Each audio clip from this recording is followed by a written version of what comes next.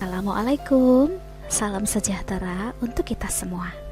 Apa kabar anak-anak hebat? Semoga kita semua selalu berada dalam lindungan Allah SWT. Meskipun saat ini masih pandemi COVID-19 dan kita masih belum bisa belajar secara tatap muka, anak-anak semua harus tetap semangat belajarnya ya. Dan juga selalu melakukan 3M, mencuci tangan, menjaga jarak, dan menjauhi kerumunan. Jumpa lagi dengan Bu Guru Novi. Kali ini kita akan mempelajari tema 4. Tema 4, sehat itu penting. Subtema 1, peredaran darahku sehat. Pembelajaran 1. Tujuan pembelajaran 1. Siswa dapat menjelaskan organ peredaran darah dan fungsinya pada manusia secara rinci. 2. Siswa dapat menggambar cara kerja organ peredaran darah manusia secara rinci. 3. Siswa dapat menyebutkan bagian-bagian dan ciri-ciri pantun dengan tepat. Mata pelajaran yang kita bahas adalah IPA dan Bahasa Indonesia. Ayo mulai pembelajaran 1. Udara dingin di pagi hari. Minum teh nikmat dirasa. Hendaklah kita menjaga diri. Kesehatan sangatlah berharga. Siti anak yang rajin dan disiplin. Siti selalu berangkat ke sekolah lebih awal. Jarak rumah Siti dan sekolah tidak terlalu jauh. Siti berangkat ke sekolah naik sepeda. Naik sepeda juga merupakan kegiatan olahraga. Siti mengayuh sepedanya dengan santai. Siti hanya membutuhkan waktu 20 menit untuk sampai ke sekolah. Siti sangat peduli dengan kesehatan tubuh. Bersepeda termasuk olahraga yang mendukung kebugaran dan dapat membantu melancarkan peredaran darah. Darah sangat penting peranannya bagi manusia.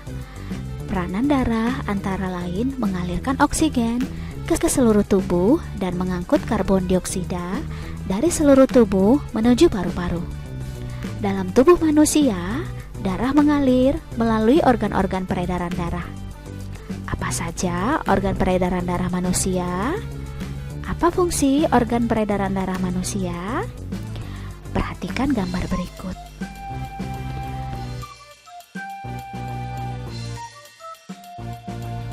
Mengalirnya darah di dalam tubuh disebut sistem peredaran darah.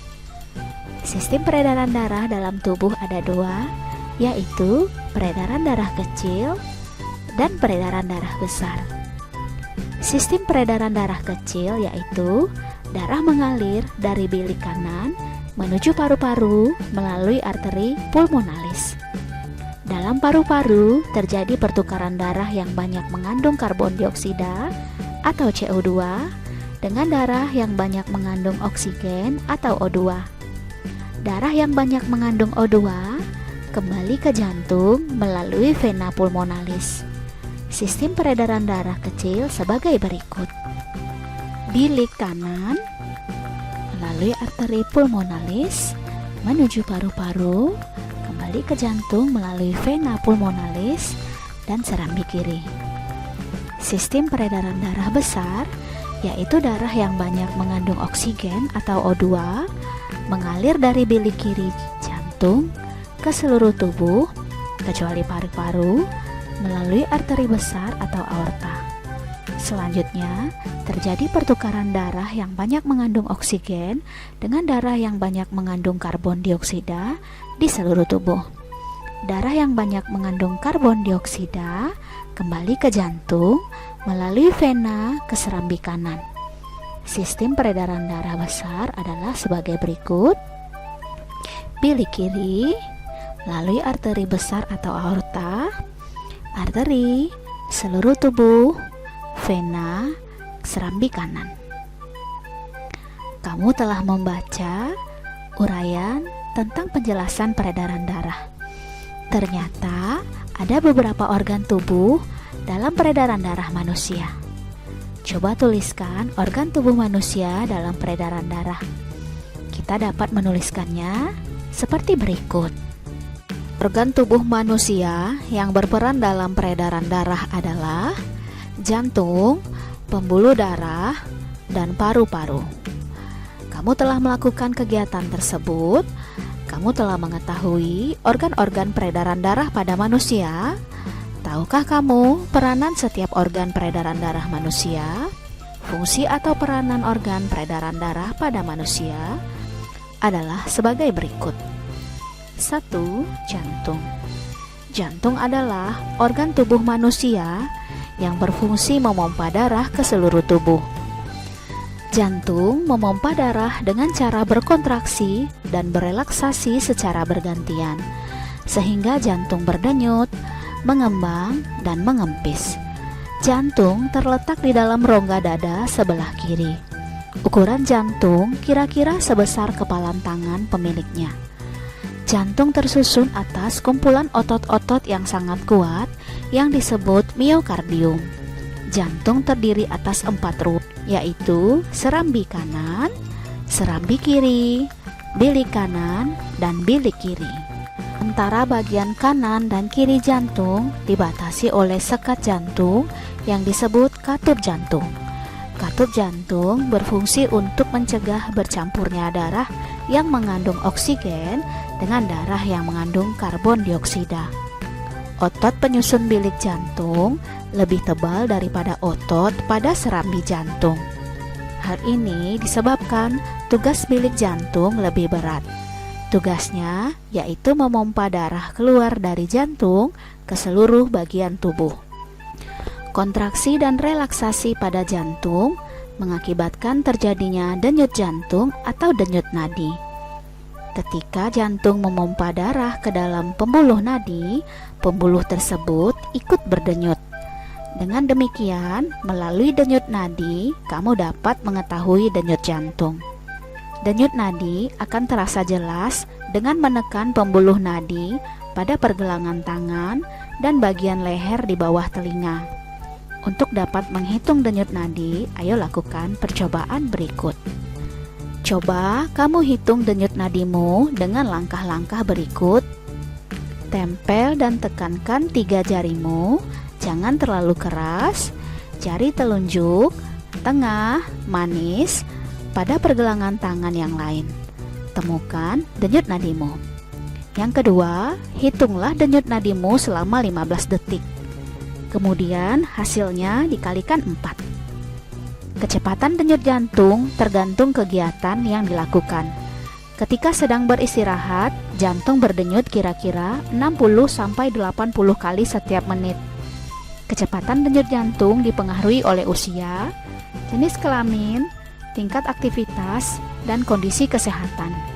Semakin aktif tubuhmu, denyut jantungmu semakin aktif. Alat yang digunakan untuk mengukur kecepatan denyut jantung disebut elektrokardiograf. 2. Pembuluh darah. Pembuluh darah merupakan saluran tempat mengalirnya darah dari jantung ke seluruh tubuh dan dari seluruh tubuh kembali ke jantung. Pembuluh darah terdiri atas 2 jenis, yaitu pembuluh nadi dan pembuluh balik.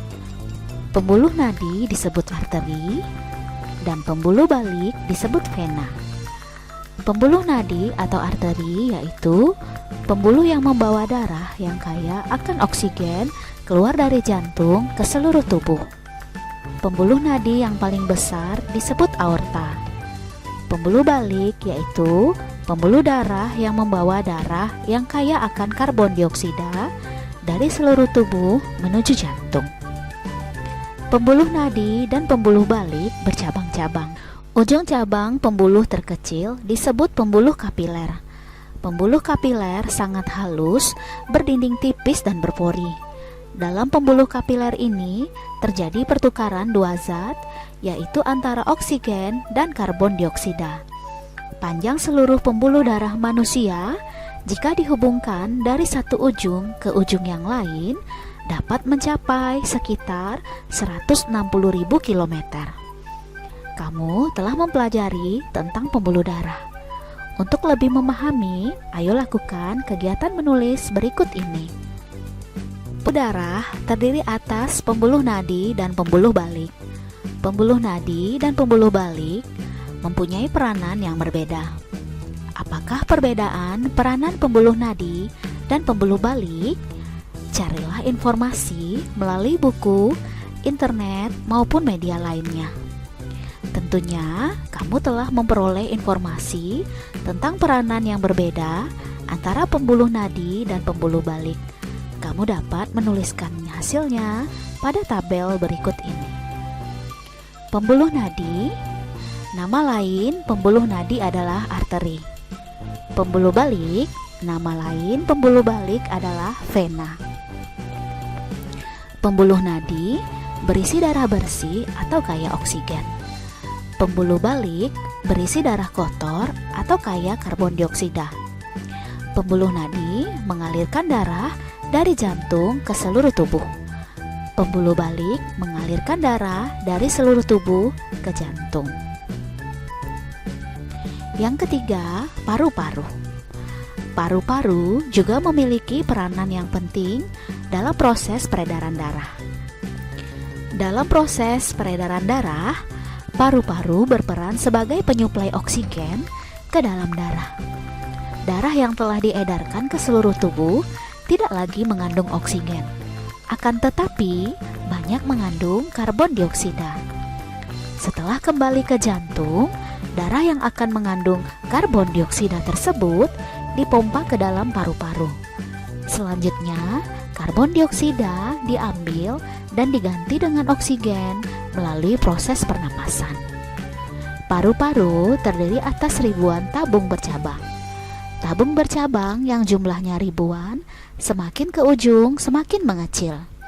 Pada ujung yang mengecil terdapat kantong udara. Kantong udara tersebut dinamakan alveoli. Masing-masing alveoli memiliki jaringan halus kapiler. Pada jaringan halus kapiler inilah tempat terjadinya pertukaran oksigen dan karbon dioksida. Kamu telah mempelajari peredaran darah manusia. Coba pahami materinya dan gambarlah. Kemudian tuliskan keterangan gambar yang kamu buat. Tuliskan juga cara kerjanya. Gambar organ peredaran darah manusia. Cara kerja organ peredaran darah manusia. Darah mengalir dari bilik kanan menuju paru-paru melalui arteri pulmonalis. Dalam paru-paru terjadi pertukaran darah yang banyak mengandung karbon dioksida atau CO2 dengan darah yang banyak mengandung oksigen atau O2. Darah yang banyak mengandung O2 kembali ke jantung melalui vena pulmonalis. Darah yang banyak mengandung oksigen atau O2 mengalir dari bilik kiri ke jantung ke seluruh tubuh, kecuali paru-paru melalui arteri besar atau aorta. Selanjutnya, terjadi pertukaran darah yang banyak mengandung oksigen dengan darah yang banyak mengandung karbon dioksida di seluruh tubuh. Darah yang banyak mengandung karbon dioksida kembali ke jantung melalui vena ke serambi kanan. Siti dan teman-teman pagi-pagi sekali sudah sampai di sekolah. Pada jam pelajaran pertama, mereka belajar tentang peredaran darah manusia. Gambar tentang peredaran darah manusia telah mereka pahami. Mereka juga memahami cara kerja peredaran darah manusia. Mereka pun sadar betapa besarnya peranan organ peredaran darah bagi kelangsungan hidup manusia. Tidak berlebihan jika mereka ingin lebih baik lagi menjaga dan merawatnya. Tiba-tiba Siti ingin mengungkapkan rasa syukur kepada Tuhan Yang Maha Esa. Rasa syukur karena telah diberikan organ peredaran darah yang sehat. Rasa syukur tersebut diungkapkan dengan berpantun. Pantun yang dibuat Siti adalah sebagai berikut. Rambutku lebat, rambutku subur. Tidak dapat dipasang jepitan. Tubuhku sehat, ku ucap syukur. Darah mengalir tanpa hambatan. Teman-temannya sayang Siti. Siti pandai berpantun. karena melalui pantun seseorang dapat mengungkapkan kata hatinya. Seperti yang telah dilakukan Siti, apakah pantun itu? Kamu pasti ingin memahami tentang pantun? Ayo lakukan kegiatan berikut ini. Apakah yang kamu ketahui tentang pantun? Tanyakan kepada orang yang mengetahui tentang pantun. Kamu juga dapat mencari informasi melalui media tentang pantun. Caranya dengan membaca buku, internet, dan media lainnya. Kamu dapat menuliskan tentang pantun pada kolom berikut seperti ini. Pantun adalah bentuk karya sastra yang terikat oleh aturan. Setiap bait pantun terdiri atas 4 baris atau lari. Setiap baris terdiri atas 8-12 suku kata. Baris pertama dan kedua merupakan sampiran. Baris ketiga dan keempat merupakan isi pantun. Demikianlah video pembelajaran kali ini. Tetap semangat belajar, jaga kesehatanmu, makan makanan yang bergizi, dan istirahat yang cukup. Selalu cuci tanganmu dan gunakan masker jika berpergian keluar rumah. Assalamualaikum warahmatullahi wabarakatuh.